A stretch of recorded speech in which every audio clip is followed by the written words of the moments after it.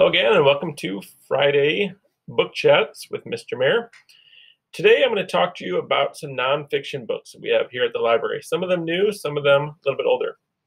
First one is, it's been out for a little bit, called Chasing King's Killer. So on the evening of April 4th, 1968, Martin Luther King Jr. stepped onto the balcony of the Lorraine Motel in Memphis, Tennessee. What happened next?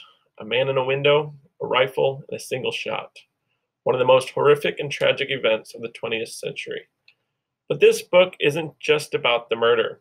It does a fantastic job of telling the story of two men. One, a heroic figure making waves where he would stop and speak.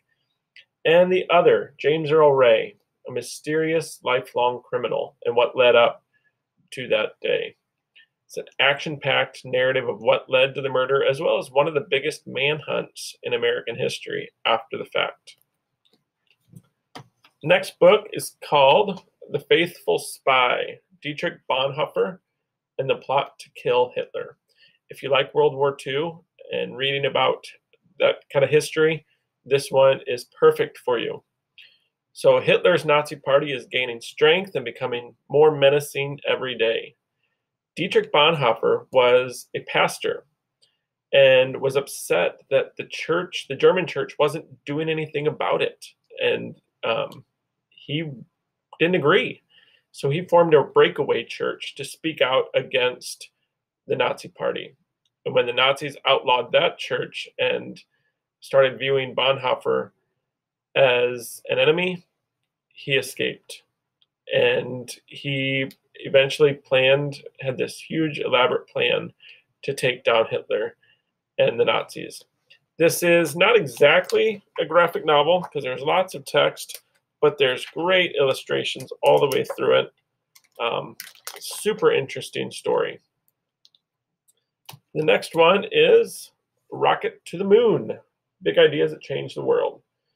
So on July 20th, 1969, Neil Armstrong took one small step for man, one giant leap for mankind when the Apollo 11 landed on the moon. But it wasn't just one man who got us to the moon. This book explores all the people and technology that made that moon landing possible.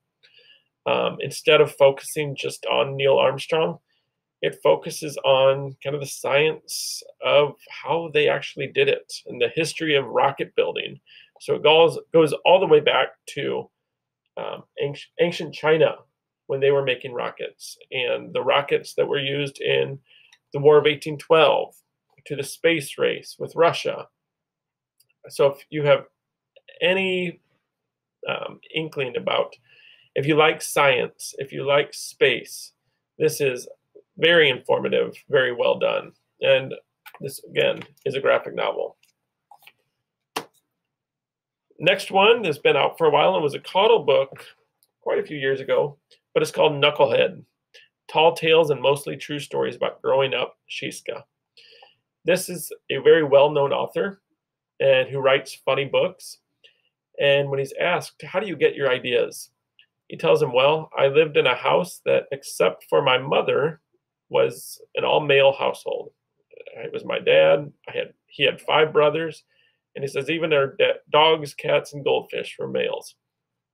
There are crazy stories in this, like at one point they were on a car trip and one of his brothers pukes and it turns into just a puke fest in the back seat.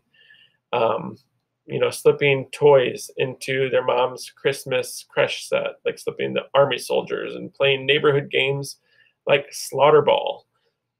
These are very short chapters. They're just little stories about his life and growing up in that crazy household. It's a short book, lots of pictures. It won't take you real long, but you will be laughing in this one.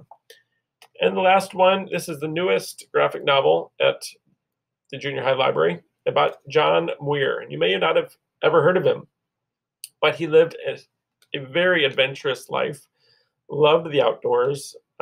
He was an inventor, an explorer, and really the first modern environmentalist. He went camping with Theodore Roosevelt. He played a key part in making natural parks, national parks, and just saving the environment for future generations. If you want to save the world and save the environment, John Muir is a fantastic role model.